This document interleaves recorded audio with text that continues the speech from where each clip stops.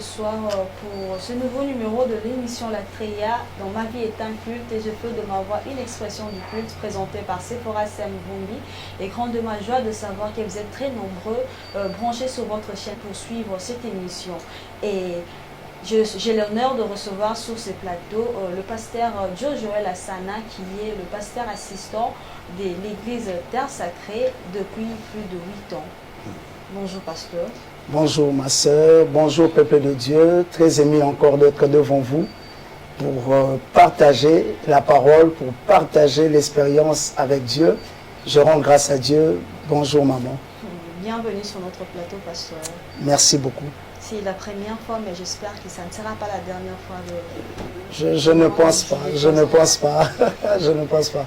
Nous allons passer de temps à autre pour partager et pour bénir le peuple de Dieu, si c'est nécessaire. Gloire à Dieu. Amen. Et rappelons-le, c'est le nouveau numéro de l'émission et comme à l'accoutumée, nous avons toujours des thèmes à aborder sur ces plateaux. Amen. Et aujourd'hui, nous allons parler des dons spirituels. Pasteur, lorsqu'on parle de dons spirituels, qui devons-nous comprendre par là? Le don spirituel, comme on l'attend si bien, c'est quelque chose, quand on parle de don, on voit déjà donation, c'est qu'on nous donne. Mais dans le don, on voit la gratuité. Ça veut dire, là où l'homme n'a pas fourni des efforts, il y a aussi la grâce dans le don, parce qu'on n'a pas fourni des efforts, mais on nous donne ça. Et le don spirituel, c'est Dieu lui-même qui se manifeste. Parce que depuis toujours, Dieu a voulu habiter au milieu des hommes, et Dieu passe au travers des hommes, par les dons. Ça veut dire, les dons, si je peux les définir, si je peux définir le don spirituel, je dirais que c'est Dieu qui se manifeste au travers des hommes. Dieu qui se manifeste au travers des hommes. C'est quoi en fait la nécessité de cela? Dieu qui se manifeste au travers des hommes, vous savez que quand Adam péchait dans le jardin d'Éden, la Bible dit que Dieu a refoulé l'homme loin de lui. L'homme est parti loin de Dieu et depuis toujours Dieu voulait se rapprocher de l'homme. Et quand Christ est venu sur terre, Christ a donné sa vie pour nous, parce qu'il fallait que l'homme soit sanctifié d'abord, afin que Dieu habite en l'homme. Mais quand Dieu est venu habiter en l'homme, il y a eu tellement de choses. Ça veut dire qu'il y a eu de besoins où Dieu voulait encore continuer d'agir. Parce qu'au milieu des hommes, il y avait des hommes qui ont continué à pécher, et on a vu des hommes tomber malades, on a vu des hommes avoir des problèmes, comme aujourd'hui le problème financier, aujourd'hui nous avons Covid-19, tout ça, et Dieu, dans sa souveraineté, il dit je vais traverser, je vais passer au travers des hommes pour agir. Ça veut dire, en bref, le don c'est Dieu, comme je l'ai dit tout à l'heure, c'est Dieu qui se manifeste. Ça veut dire la nécessité de don, c'est quand on a des besoins, Dieu passe au travers de moi pour répondre à tes besoins. C'est ça un peu la nécessité de don. À quel moment de la vie d'une personne, Dieu s'est dit aujourd'hui je veux passer, je veux me manifester, par exemple, le pasteur Joël, à quel moment de la vie précis? C'est après le baptême ou soit même avant notre naissance? Dieu est souverain. Dans sa souveraineté, Dieu peut agir quand il veut, parce qu'il est souverain. Mais ici, parce que nous parlons de don spirituel, j'aimerais quand même mettre de basique. Le don spirituel est disponible quand tu reçois Christ comme Seigneur et Sauveur dans ta vie. Ça commence d'abord par ça, par là, si on peut le dire ainsi. Les dons commencent où Dieu manifeste les dons dans la vie de quelqu'un après avoir accepté Jésus comme Seigneur et Sauveur. Ça commence par là. Pasteur, j'aimerais un peu que vous puissiez éclairer la lanterne des zones d'ombre de gens qui nous suivent. Il y a une différence entre les talents et les dons. Oui. Quelle en est la différence? Comme je dis tout à l'heure, les talents, c'est quelque chose qu'on est avec, que Dieu nous donne. Mais c'est plus pour le besoin humain. Plus, je m'aimerais bien souligner, pour des besoins humains. Mais les dons ont plus caractère de côté spirituel. Ça veut dire c'est quelque chose qu'on reçoit d'abord par le Saint-Esprit. Les talents, on est avec. Mais les dons, ça commence par le Saint-Esprit. Comme la Bible le dit si bien dans 1 Corinthiens chapitre 12, je m'aimerais bien le lire, le verset 5. Le verset 4, même la Bible dit il y a diversité de dons, mais la même esprit. On voit l'auteur de dons, c'est le Saint-Esprit. Alors, tu ne peux pas, comme je dis, utiliser les dons si tu n'as pas reçu Christ comme Seigneur et Sauveur. Parce qu'avant que le Saint-Esprit vienne habiter à quelqu'un, il faut d'abord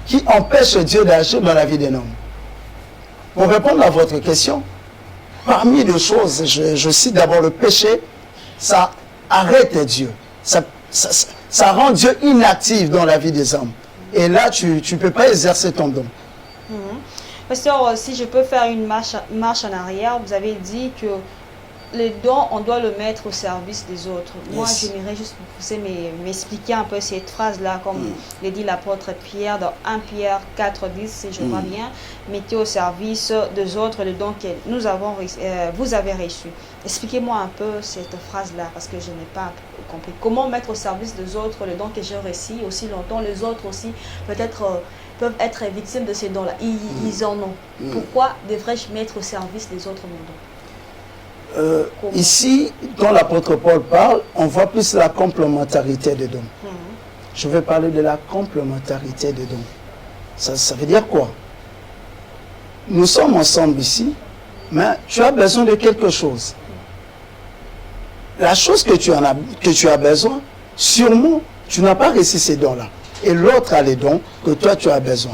Et Dieu a donné plusieurs dons afin que nous puissions, nous, ces enfants, partager, compléter, pour éviter d'abord l'orgueil, et secondo, c'est pour que tout le monde soit bénéficiaire. Par exemple, je m'aimerais bien illustrer. Par exemple, on est là, tu as le don de guérison, n'est-ce pas? Mais tu es malade. Moi, si je donne des guérisons, je peux facilement te les communiquer.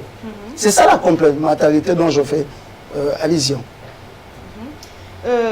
Pasteur, une personne qui a le don spirituel, mais qui ne met pas ces dons-là au service des autres, excusez-moi, quel danger cette personne-là peut courir?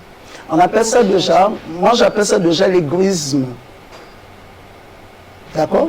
Moi j'appelle ça l'égoïsme, parce qu'on a reçu gratuitement, la Bible dit, c'est qu'on a reçu gratuitement, on les donne aussi. C'est un don. Tu ne peux pas les gérer pour soi. Tu ne peux pas le gérer pour le faire propre. Non, mais comme on les constate aujourd'hui. Si à l'église où nous exerçons, on est étouffé, comment je peux dire, je me dis que je suis étouffé dans cette église, alors je préfère garder ce que j'ai. Quand on dit étouffer les dons, ce n'est pas seulement pour les 4 murs de l'église. Non, je suis contre.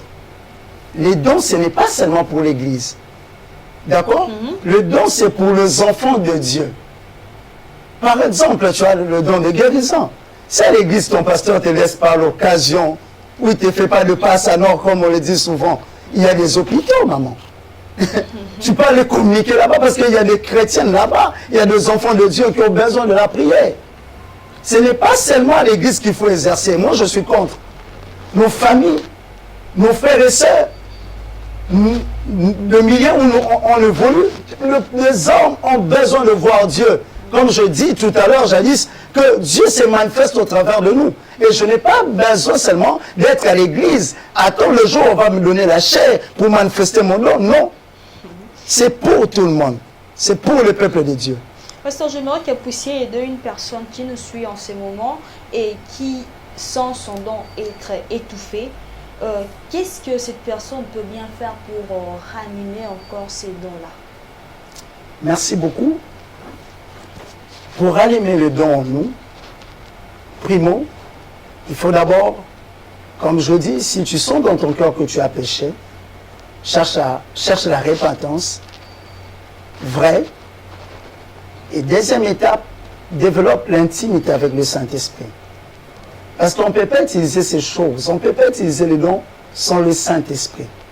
C'est lui qui nous coach. La Bible dit, il vous enseignera sur toutes choses. C'est lui qui nous enseigne comment même le faire, quand le faire, comment, où le faire. C'est le Saint-Esprit. Et troisièmement, comme pour rallumer le don en soi, c'est la prière, bien-aimé dans le Seigneur. Quand on ne prie pas, c'est comme si on a quelque chose qu'on ne chauffe pas. Amen. Parce que le don, c'est comme le repas qu'on t'a donné, les autres ont envie de manger. Je pense que la prière, ça va nous te permettre de chauffer le don que Dieu t'a donné. La Bible dit qu'à tous ceux qui l'ont reçu et à ceux qui croient à son nom, il leur a donné le pouvoir de devenir enfants de Dieu. Ma soeur, mon frère qui me suit en ce moment, j'ai une très bonne nouvelle à t'annoncer que Dieu te veut tel que tu es. Amen. Il suffit juste d'accepter Jésus-Christ comme Seigneur et Sauveur et d'intégrer la grande famille des enfants de Dieu. Amen. Et le pasteur Joël Asana va t'aider avec une prière pour accepter Jésus-Christ comme Seigneur et Sauveur. Je peux me dire que, oh non, je suis la télé, comment cela peut être possible? Notre Dieu est capable de tout. Il est capable Amen. de traverser ce monde virtuel pour te toucher. Amen. Dieu te veut tel que tu es, Dieu te veut tel que tu es. Il est venu pour le pécheur, mais il n'aime pas le péché. Toi qui continues encore de vivre dans la vie de péché, j'aimerais t'interpeller que Jésus-Christ revient aussi bientôt. Amen. Et prions avec le pasteur Joël Asana. Gloire à Dieu, nous allons prier. Tu vas élever ta voix ensemble avec moi pour déclarer après moi. Seigneur Jésus, me voici devant toi. Je suis limité, incapable, et je suis là pour te demander d'entrer dans ma vie aujourd'hui et de diriger ma vie. Seigneur, prends ma vie, je te donne ma vie, dirige-moi dorénavant, montre-moi le chemin, je vais marcher avec toi. Au nom de Jésus, nous avons ainsi prié. Amen. Amen. Bienvenue dans la grande famille des enfants de Dieu. Et si vous êtes à Kinshasa, vous cherchez une église d'attache, le pasteur Joël Asana va nous aider avec l'adresse de l'église où il est missionnaire. Je donnerai l'église centrale et je vais donner là où je suis missionnaire. Nous sommes sur l'imité 12e rue, industrielle, juste en entrée à Presnel. Nous sommes là et déjà au mois de juin, vraiment, on aura des activités. Mais l'église centrale, c'est au niveau de Lolo la Crevette, ça veut dire ma campagne, référence Saint-Luc, avenue Colonel Pierre numéro 9. C'est là où se trouve l'église Terre Sacrée, qui est dirigée par le pasteur Lévi Congo, mon père spirituel. Et nous serons très émus de voir le peuple de Dieu avec nous. Comment contacter le pasteur Joël? Mon numéro, c'est 081 370 59 73. Plus 243 81 370 59 73 à la fin. Merci beaucoup, pasteur. Nous sommes arrivés presque à la fin de cette émission, excusez-moi, un mot de la fin. Vos impressions pour l'émission aussi. Alléluia. Je suis béni de passer ces moments avec vous, avec les peuples de Dieu surtout. Et ma soeur, que Dieu vous bénisse abondamment. Amen. Parce que l'émission à caractère chrétien, c'est dans ces temps, c'est rare, mais aussi il y a d'autres besoins derrière. Mais je pense que je suis là, je bénis Dieu pour ces beaux cadres et on a passé des bons moments. Et l'intérêt ici, c'est le peuple de Dieu et non quelque chose d'autre. Je rends grâce à Dieu pour ça. Et prochainement, nous serons là, je pense, pour essayer un peu d'approfondir. Sur le don spirituel, on a Amen. Il y a tellement de choses. Parler en profondeur. Il y a sur tellement de choses. Chacun de dons spirituels. C'est ça, comment l'utiliser. Vraiment, je pense prochainement, on aura le temps d'en parler. Que Dieu bénisse son peuple, au nom de Jésus. Amen. Amen. Eh bien, nous sommes arrivés presque à la fin de cette émission. De ma part, je ne saurais passer sous silence à remercier toute l'équipe technique, l'équipe qui m'accompagne toujours. Je vois derrière les caméras, je vois Étienne, Monsieur Étienne, je vois Elohim Kakolongo, je vois Mars Mbombo, Monsieur Skin, Racle Skin, je salue, excusez-moi, je salue de ma part bébé Fidéline Chibola. Et aussi pour l'équipement de vos voitures, je ne cesse de le dire, contactez le chef Vincent Tostampo sur l'avenue de l'OUA numéro 2. Et merci également à toute l'ensemble chrétienne Centre de foi, dirigé par le révérend pasteur Faustin Ikaka. Merci à maman Lissime qui ne cesse de suivre cette émission de près. Et Héritier Ntumba, c'est ainsi que nous terminons cette émission et je vous dis bye bye.